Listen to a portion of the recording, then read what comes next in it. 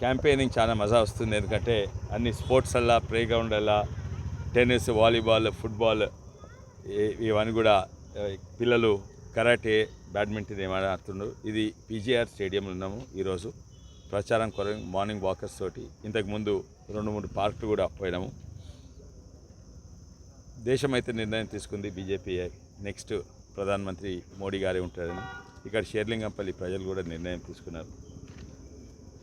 కానీ ఇక్కడ civic issues చాలా ఎక్కువ ఉన్నాయి. మేము పార్కులు తిరిగినాము, ఇక్కడ తిరిగినాము.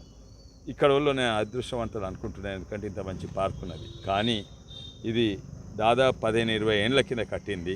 ఇక్కడ జనాభా డబుల్ కాదు, త్రిబుల్ కాదు, 5 ఇంతలు పెరిగింది. కానీ ఇటువంటి సివిక్ సోషల్ ఇన్ఫ్రాస్ట్రక్చర్స్ అంటే పార్కులు, హాస్పిటళ్ళు ఇవన్నీ పెరగలేదు. అవి ఎట్లున్నాయి అట్లే ఉన్నాయి, కానీ ఇక్కడ జనాభా పెరిగింది. అయితే ఒకప్పుడు ఇక్కడ హై క్వాలిటీ ఆఫ్ లివింగ్ ఉన్నది, క్వాలిటీ ఆఫ్ లివింగ్ పడిపోయింది.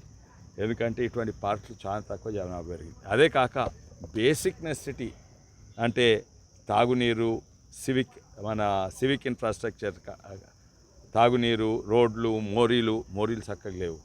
అదైతే ఇంకా అధ్వానంగా ఉన్నాయి. ఎందుకంటే ఓ సైడ్ మోరీలేమో నిజంగానే చెర్లేమో మురికి కుంటలు అయినాయి, మోరీలు ఓపెన్ డ్రైనేజెస్ అయినాయి, బయట నుంచి నీళ్ళు వస్తున్నాయి. ఎండాకాలం కూడా మోరీలు ఉల్టాని బయటికి వస్తున్నాయి నీళ్ళు. అదే కాక తాగునీరు ఇన్నేళ్ళు లేనిది సడన్లీ తాగునీరు